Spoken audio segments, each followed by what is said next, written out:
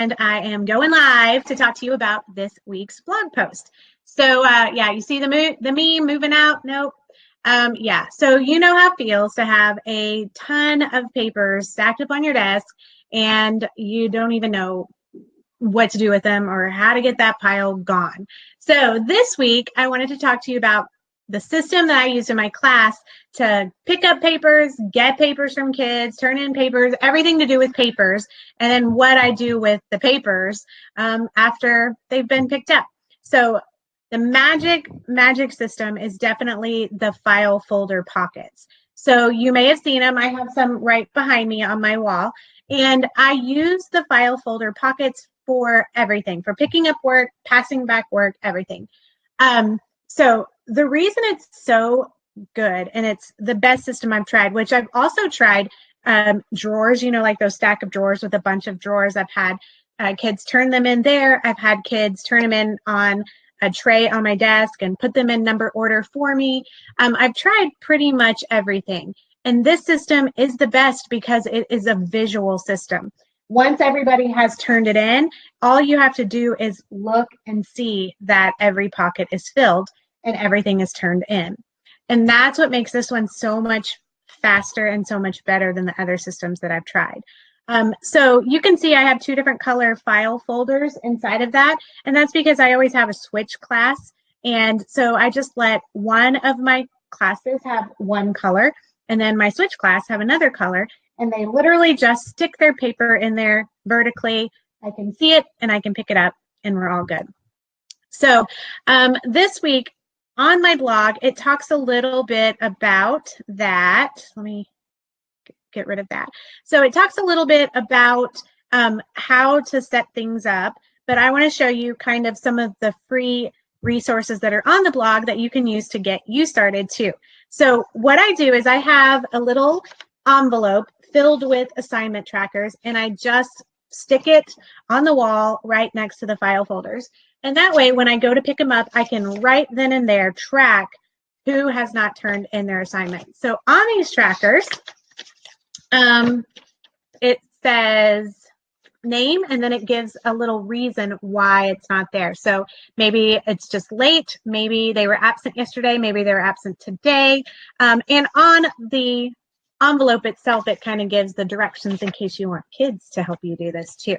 So so once you've written down or once you have tracked who hasn't turned in their work, now you don't have to worry about that as much anymore.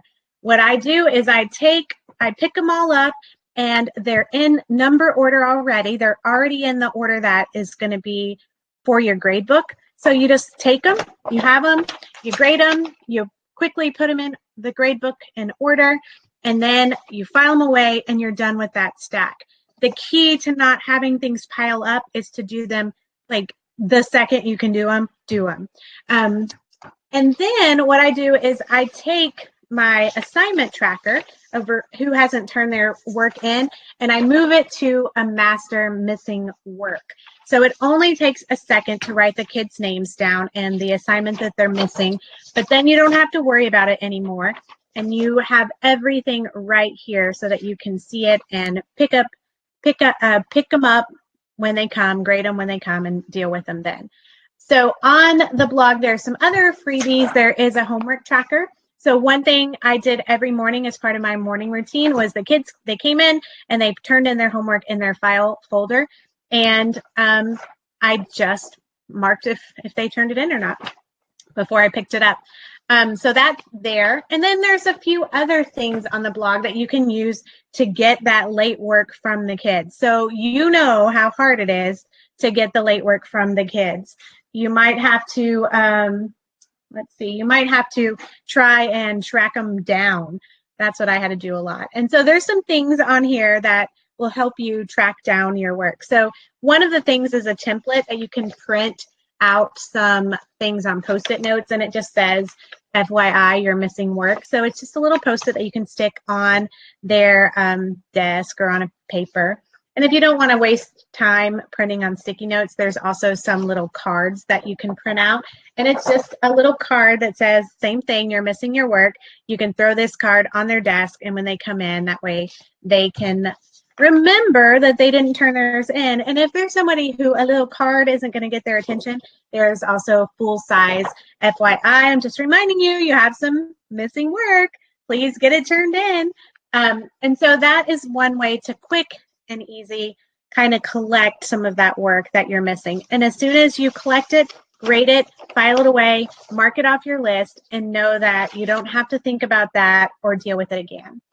If kids really struggle with turning in their work and you, let's say you give them a little card reminding them, you could even give them a little reward even for turning it in. Maybe if they bring this back to you with their work, you could give them a couple of tickets or whatever your class uses as your reward system. And that will help you. So yeah, that's the keys to staying on top of your work and not letting things pile up is number one, being as efficient as possible when you're getting them. In fact, in my classroom, I would have my file folder pockets as close to my desk as possible. That way, I just get it and grade it and be done. I would also let students help me a lot. I wouldn't let students help on things that I was worried about FERPA or about their privacy, but most things were just basic practice stuff that we did or homework or whatever. But the file folders inside of the pockets are great because they offer privacy. So anytime a student did not want their work showing, we had a deal that it would go in the pocket. If the students wanted to turn something in, but they wanted it to be private, they didn't want anyone to see it, they could stick it in their file folder, and then they would just flip their file folder on its side so it was sticking up, and so it would catch my attention and I would know that something was in there. So yeah, so like this literally is the best system that I've ever used, and I've tried lots of them. This one, in fact, I have a couple of pictures here that I'll show you. Here is, let's see.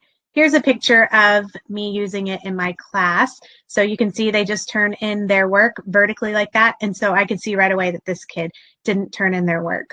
And this kid too. So it makes it super fast. But this is my kind of my third year of using these file folder pockets. My first year, here is a picture. Let's see, let me get rid of this picture to make more room. So this picture right here was what I did my very first year. And so I kind of went all out, and I had file folders for each day of the week, and I had a lot of stuff going on there. You can see right here, this hanging is an assignment tracker. So at that point, what I did was I had my students, well, I would take a blank, whatever we were working on, a quiz or practice or whatever it was, and I would go ahead and staple one of these assignment trackers right to it. And so I had this attached to the worksheet or whatever it was, and so the kids would know where to turn it in, and it would all be there. I didn't do that because as time goes on, I've learned to simplify my processes instead of making them more complicated. But I do have a lot of processes, and I do have a lot of routines, and I do that because I found that having those routines and those procedures, that is the best way to make everything go so much faster in your classroom. And the only way that you get to go home like on time and not work forever is to get fast at doing all those things that you have to do. So go ahead and go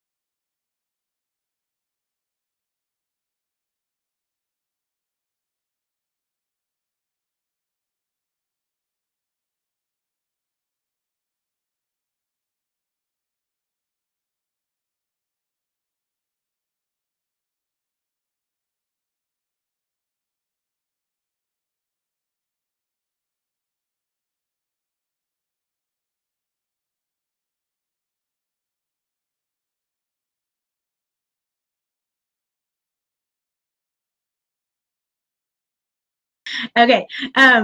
So anyway, I am sending out my weekly emails on Tuesday that kind of show you the blog and give you a link to the free resources that go with the topic.